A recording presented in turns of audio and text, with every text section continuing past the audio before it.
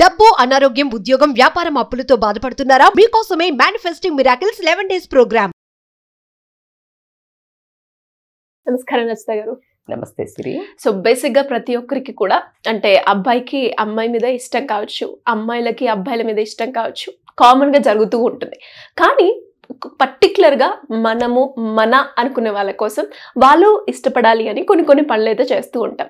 అలాగా అబ్బాయిలు మనల్ని ఇష్టపడాలి అంటే మనం ఏం పనులు చేస్తే వాళ్ళు ఇష్టపడతారు మేడం? బేసికల్ గా అబ్బాయిలు అవును కరెక్టే, అబ్బాయిలు ఇష్టపడాలి మనల్ని అంటే అమ్మాయిలు ఇలా చేస్తే కొంతమంది అబ్బాయిలకి చాలా నచ్చుతుంది. అమ్మాయి ఇవి చేస్తే నా కోసం ఇవి చేశారు అని ఎక్కువగా అబ్బాయిలు కట్టుబడి ఉండటం, పట్టుకొని ఉండటం, కొంగు పట్టుకునేటట్టు ఏం చేయాలి అనే క్వశ్చన్లు వేస్తుంటారు మన వాళ్ళు. అలా కొంగు పట్టుకోమని చెప్పాల్సిన అవసరం లేదు, కానీ మనం కొన్ని జాగ్రత్తలు తీసుకుని, అంటే ఏదంటే ఇప్పుడు ఖచ్చితంగా ఒక వస్తువు కానీ, ఒక బండి కానీ, ఒక ఫ్రిడ్జ్ కానీ, ఏదైనా ఒక సర్వీసింగ్ లాగా దాన్ని సరిగ్గా వాడి దానికి రోజు దుమ్ము దులిపి రోజు దానికి అటెన్షన్ ఇచ్చి అట్లా చేస్తే అది బాగుంటుందా లేదా అక్కడ తీసుకెళ్ళి పడేసావు దాన్ని, ఏదో వాడావా పాడవుతుందా పాడదవా. అట్లాగే బంధం కూడా మెల్లిమెల్లిగా దూరం వెళ్ళటం జరుగుతుంది. సో మీరు ఇప్పుడు నాకు కావాల్సింది ఏంటంటే మీరు అబ్బాయి అమ్మాయా లేదా భార్యాభర్తలా, because a lot of difference. అమ్మాయిలు టీనేజ్ వాళ్ళకు వేరే ఉంటుంది సీన్. రిలేషన్షిప్ లో మేడం భార్యాభర్తలు కానీ మీరు అనుకున్నట్టు ఇవాళ రేపు లివిని కూడా అనుకోవచ్చు. ఇవాళ రేపు దాన్ని చాలా ఆమోదిస్తున్నారు కదా జనాలు. కాబట్టి సో ఏదైనా కానీ లివిన్ అయినా భార్యాభర్తలు అని అనుకున్నదైనా ఆ మనుషులకు ప్రేమ ఉంటేనే అది అద్భుతంగా పండి ఆ లివిన్ కూడా మళ్ళీ భార్యాభర్తల బంధానికి నడవడానికి ఆస్కారం ఉంటుంది. సో అమ్మాయిలకి చాలామంది మనం లివిన్లో ఉందాము ఉండి నచ్చితేనే కదా వాళ్ళు మళ్ళీ పెళ్లి వైపు ట్రావెల్ చేద్దామని అనుకుని ఆ కమిట్మెంట్ అనే భయంతో ఇద్దరు అలా ఉంటున్నారేమో ఈ మధ్య. సో అమ్మాయిలకి ఒకవేళ కనుక అదొక రకమైన అభద్రతా భావం ఉండి, నేను భార్యలకైనా కూడా నా భర్త నేనంటే ఇష్టపడాలి అని అనే ఒక కోరిక ఉన్నట్టయితే గనక వాళ్ళిగో ఈ పనులు చేయాలి. ఏంటి అని అంటే గనక సింపుల్. ఫస్ట్ ఆఫ్ ఆల్ అన్నిటికంటే ముఖ్యంగా ప్రతి మనిషితో తప్పులు అవుతాయా అవ్వవా? అవుతాయా? చిన్న చితక, పెద్దదని నేను చెప్పను, చిన్న చితక అవ్వంగానే జనరల్గా ఇలా ఎందుకు చేసావు మగవాళ్లకు అనాదిగా వస్తున్నదో ఏంటి అంటే గట్టిగా అనేయటం. అధికారం అనేది తెలియకుండానే మన కల్చర్లో పాతకాలం నుంచి ఇచ్చాం. అది అది అది ఎందుకు ఇచ్చాము అనేది అంటే నువ్వు అక్కడి నుంచి క్వశ్చన్ చేయాల్సి వస్తుంది.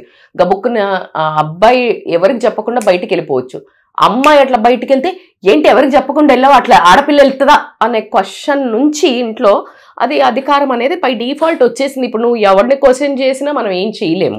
సో కాబట్టికే అలా వాళ్ళు అన్నారు ఏదైనా మిస్టేక్ చేశావు అంతే గట్టిగా మనం అనలేము ఎక్కువ శాతం.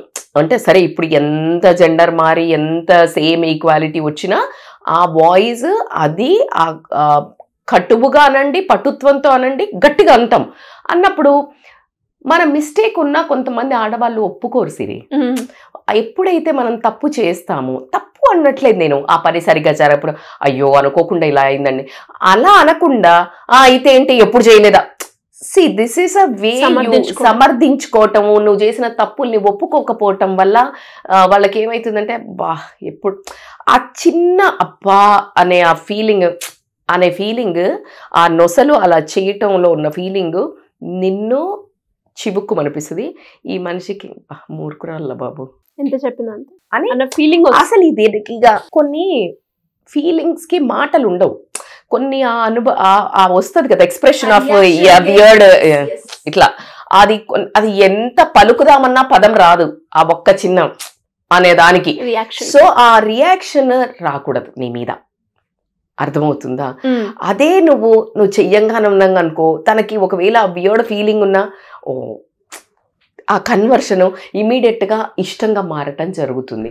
సో కాబట్టి ఎమోషన్ ఖచ్చితంగా మారుతుంది. So emotion and expression. So ఎప్పుడైతే ఎమోషన్ మారుతుందో ఎక్స్ప్రెషన్ మారుతుంది. సో ఎమోషన్ ఎలా మారుతుంది? మన బిహేవియర్ తో మారుతుంది. అదే నువ్వు ఒప్పుకున్నట్టయితే ఒక ఎమోషన్ ప్రేమగా మారుతుంది, ఎక్స్ప్రెషన్ ఆగా మారుతుంది. అదే నువ్వు ఒప్పుకోనట్టయితే అదే అగ్రెషన్గా మారుతుంది, అదే కోపం వేస్ట్రా బాబు దీంతో మాట్లాడి అనేదానికి వెళ్తుంది.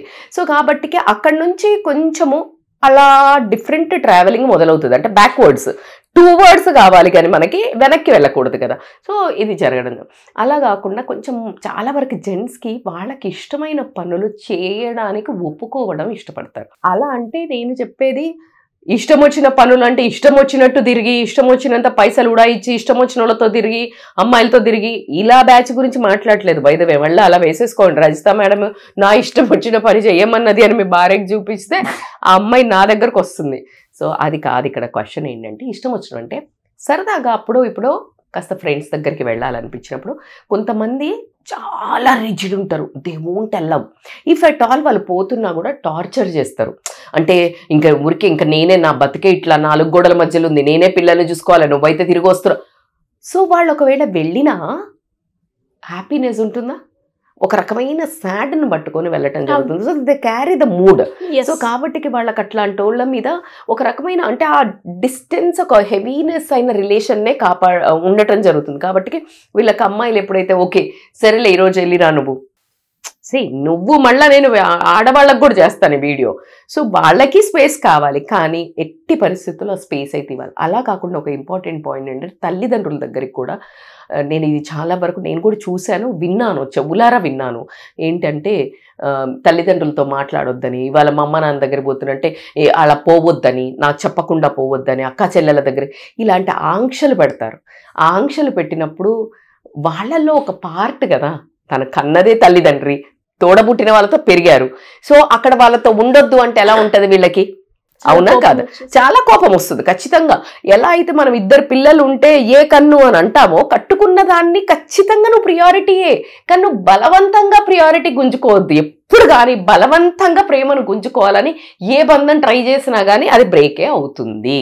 సో కాబట్టికే వాళ్ళకి ఆ స్పేస్ ఇచ్చినట్టయితే చాలామంది మీ అమ్మని చూడొద్దు, అనాథ శరణాలను లేయి, లేకపోతే మీ అమ్మ దగ్గరికి పోవద్దు, మీ అమ్మ నాన్నకు పైసలు ఇవ్వద్దు, మీ అక్క చెల్లెళ్ళని ఇంటికి పిలవద్దు, ఇలాంటి ఆంక్షలు పెట్టే బ్యాచ్ కూడా ఉన్నారు. సరే నేను వాళ్ళు సతాయించే వాళ్ళ గురించి ఇంటెన్సిటీ గురించి మాట్లాడలా, నరకం పెట్టే వాళ్ళ గురించి. మీరు ఆడవాళ్ళు అమ్మో మా వాళ్ళు ఇట్లా కంపల్ తెలుసా మేడం, మీకేం తెలుసు, పడే వాళ్ళకి తెలుస్తుంది అని ఆడవాళ్ళు అంటే నేను రెస్పెక్ట్ చేస్తా. నేను అనేది మీరు అలా ఎప్పుడైతే అంటారో ఒక్కసారి గుర్తుపెట్టుకోండి, అదే సిచ్యుయేషన్లో మంచి వాళ్ళు మీడియం కోర్ ఉన్న వాళ్ళైనా కూడా మీరు ఎప్పుడైతే ఈ ఆంక్షలు విధిస్తారో మీ భర్తకు మీ మీద ఒక రకమైన అసహ్యం అయితే డెవలప్ అవుతుంది. సిరి ఇష్టం పెరగడానికి మీరు ఇది చెయ్యకూడదు. ఈరోజు మీరు ఏదైతే చేస్తున్నారో మీ ఇంట్లో రేపు మీ పిల్లలు ఉన్నారు కదా, ఎగ్జాక్ట్గా ఒక్క క్షణం కళ్ళు మూసుకొని అదే పదాలు నీ పిల్లలంటే ఎలా ఉంటుంది ఊహించుకొని బిహేవ్ చేయండి. అండ్ నెక్స్ట్ వచ్చేసి ఏంటి అంటే ఖచ్చితంగా మీకు ఇప్పుడు నేనున్నాను, మీ దగ్గరికి రాగానే మీ మీద ప్రేమ అంటే చూపిస్తేనే కదా మీకు నేనంటే ఇష్టం ఉండేది. అంటే రాగానే సిరి ఏజ్ అని అన్నాం అనుకో, అనగానే రాస్తా మేడం ఎప్పుడు వస్తారు. సో అట్లా జనరల్గా ఇది మనకు మగవాళ్ళకు మరీ అటెన్షన్ సీకర్స్ రా బాబు. ఆడవాళ్ళు కూడా అందుకే అలుగుతుంటారు, ఊరికే వాళ్ళకి అటెన్షన్ లేకపోతే ఆడవాళ్ళు ఎక్కువ అరుగుతుంటారు. మగవాళ్ళు కోపం చేసుకుంటుంటారు. If they are doing something cranky, కొంచెం చిరాకు, they are lack of attention. పిల్లలు ఎలా చేస్తారా చెయ్యరా? ప్రతి ప్రాణికి అటెన్షన్ కావాలి, మీరు ఒప్పుకున్నా ఒప్పుకోకపోయినా. సో కాబట్టి మీరు ఒప్పుకోవాల్సిందే ఈ పదాన్ని, నీకు తెలుసో తెలియకో. ఒకవేళ మీకు తెలియట్లేదు అటెన్షన్ కావాలని, మీరు రుబాబ్ చెయ్యట్లేదు, మీరు రాబ్ జలాయించట్లేదు, you will go in to the depression. That's what happening in life. Attention కావాలి, ప్రేమ కావాలి. ఆగుతా చెట్టు ఎప్పుడు పెరుగుతుంది? ఒక మంచి ప్రాపర్ నీళ్లు, ప్రాపర్ న్యూట్రియంట్స్ అది ఎరువు వేస్తేనే కదా. నీ రిలేషన్ ఎప్పుడు పెరుగుతుంది, ఎప్పుడు బాండింగ్ అవుతుంది, ఎప్పుడు కుదుళ్ళు గట్టి పడతాయి, ఎప్పుడు రూట్స్ డీప్ గా వెళ్తాయి, అన్ని వేస్తేనే కదా. సో అలా నువ్వు లేదు మేడం కొన్ని చెట్లు ఏం వేయకున్నా పెరుగుతుంది అని అంటే, వాతావరణం, నీ వాతావరణము ఎట్లీస్ట్ టాక్సిక్ లేదా బై డిఫాల్ట్ మంచిగా పెరుగుతుంది. So you need to understand నువ్వు ఎంతగానో లవ్ చూపిస్తున్నావు. నువ్వు గమనిస్తే జెంట్స్కి పాతకాలం నుంచి తీసుకొని నేను ఎప్పుడూ కంపేర్ చేస్తున్నాను. ఎందుకు అంటే ఇప్పుడు ఈ రిలేషన్లు దెబ్బతినడానికి ఏంటి అంటే, ఎంతకు ముందు అలా చెయ్యాలా మేడం అంటే భర్త భార్యకి చేయాలి, భార్య భర్తకు చేయాలి. ఇప్పుడు ఇద్దరు వర్కింగ్ కాబట్టి. బట్ ఇఫ్ ఎట్ ఆల్ హౌస్ వైఫ్స్ అయితే ఏం చేసేవాళ్ళు సిరి? ఇప్పుడు ఇంటి పనులు కూడా లేవుగా, ఊడ్చడాలు, తోడ్చడాలు, బట్టలు పిండడాలు ఉన్నాయా? మెయిడ్లే కదరా తల్లి. సో ఇది ముందు అక్కడ కూర్చుని పట్టించేవాళ్ళు సిరి. నేను ఇప్పటికీ కొన్ని ఫ్యామిలీస్ ఉన్నాయి, నా ఫ్రెండ్ మా అమ్మ వాళ్ళు కూడా ఖచ్చితంగా నాన్న వస్తారు ఫుడ్ పెట్టాలి. కానీ ఇంకొక ఆంటీ ఉన్నారు వరంగల్లో ఉన్న, తింటూ ఉంటే బుక్కకు నెయ్యి వేయాలి. 80 years 70, నేనైతే shock for that patience. Such a beautiful couple. అంటే అసలు ఒకళ్ళు లేని ఒకళ్ళు అడుగేయరు, అందమైన జంట. సో అది ఎందుకుంది? మరి వాళ్ళకి ఫైట్లు రావా? ఆమెకి నారాజ్గి ఉండదు, మీ నాన్న నన్ను ఎక్కడికి పంపడు, బిడ్డల దగ్గరికి వెళ్ళాలంటే కూడా తను ఉండాలి, తనను వదిలేసి వెళ్ళకూడదు. ఆ చిన్న చిన్న కంప్లైంట్స్ ఉన్నాయి. కానీ లాంగ్ టర్మ్ ఉన్నది ఎవరు? మనం అందరం వదిలేసి వచ్చాంగా, వాళ్ళిద్దరే కదా ఉండేది. సో అంత అందమైన బంధం. వెనకటి ఏంటి, పర్సు కూడా తీసుకెళ్ళి ఇచ్చేవాళ్ళు, ఎదురొచ్చేవాళ్ళు. అవన్నీ జెంట్స్కి ఇష్టం. ఆమె చేస్తే ఆడదే చెయ్యాలా, ఒక ఫెమినిజం అమ్మా. ఇది మాస్క్యులానిటీ, ఇది ఫెమినిజం. ఇది దీన్ని మళ్ళీ నువ్వు దీనికోసం కొట్లాడాల్సిన అవసరమే లేదు. నేను ఎందుకు ఆడవాళ్ళు ఎందుకు చేయాలా, మగవాళ్ళు, ఇంకా దానికి ఆన్సరే లేదు. నువ్వే కదా కోరుకుంటున్నావు భర్త నన్ను అలా సరసంగా చూడాలి, చక్కగా ప్రేమగా చూడాలి, క్వీన్ లాగా చూడాలి అని అంటున్నావు కదా. నువ్వు ఇది కోరుకున్నప్పుడు ఆ పనులు కూడా చెయ్యాల్సింది. ప్రేమ చూపించండి, చిన్నగా అన్నం వడ్డించటమో, లేకపోతే ఇద్దరు కలిసి తినటమో, ఈక్వాలిటీ. నేను అట్లా అంటలేను, గజమని వణుకమని చెప్తలేను, లేకపోతే కంపల్సరీ. నువ్వు టిఫిన్ చేసావు, టిఫిన్ వెళ్ళేటప్పుడు ఊరికే సరదాగా వెళ్ళి నువ్వు చేతికి ఇచ్చింది ఎట్లుంది, అక్కడ ఉంది తీసుకెళ్ళు అన్నది ఎట్లుంది? చాలా జస్ట్ సింపుల్. నువ్వే చేసావు, నువ్వే పెట్టావు. చిన్న జెస్చర్ వాళ్ళకి ఆ ప్రేమ చూపించటము. రాగానే వచ్చారా, ఆ ఒక్క వర్డ్, ఉండండి చాయ్ పెట్టుకొస్తా చిటికెల, ఆయనకి ఏమైనా స్ట్రెస్ ఉన్నా కూడా పోయిద్ది. సో అది ఎంతమంది డిజర్వ్ అయ్యేటట్టు భార్యలు అలా అనేటట్టు భర్తలు కూడా చేసుకోవాలి. బై ద వే, రాగానే గయ్య ఎగబడి ఇలా ప్రతి అడ్డమైన దానికి ఆమెను తిడుతూ ఉంటే ఆ ప్రేమ రాదు. నేను కూడా అటువైపు నుంచి కూడా మాట్లాడాలి కాబట్టి భర్త బిహేవియర్ కూడా భార్య ఇవి చెయ్యగలగాలి అనే ఒక ఖచ్చితంగా అయితే ఉండాలి. అట్లాగే చాలా మందికి ఆ లేడీస్ కి ఇది కొంచెం ఆలోచించాలి. నేను 25 నుంచి పెళ్ళైన వాళ్ళ గురించి మాట్లాడలేదు, around 30 late 30s early 40s నుంచి వాళ్ళకి కొంచెం కన్సెషన్. ఎందుకంటే ఈ మూడ్ స్వింగ్స్ ఒకటి భయంకరంగా పాడైతాయి కాబట్టి వాళ్ళు కూడా వర్కౌట్స్ ఇవన్నీ చేస్తే హ్యాండిల్ చేసుకోగలుగుతారు. బట్ భర్తలు అక్కడ అర్థం చేసుకోవాలి. కానీ లేనట్టయితే గనక ఎలాంటి వాళ్ళని ఇష్టపడతారంటే ఎప్పుడు నవ్వుతూ కాస్త చలాకీగా, అంటే ఉన్న దాంట్లో సరిదిద్దుకుంటూ ఇలా ఉండే ఆడవాళ్ళని ఇష్టపడతారు.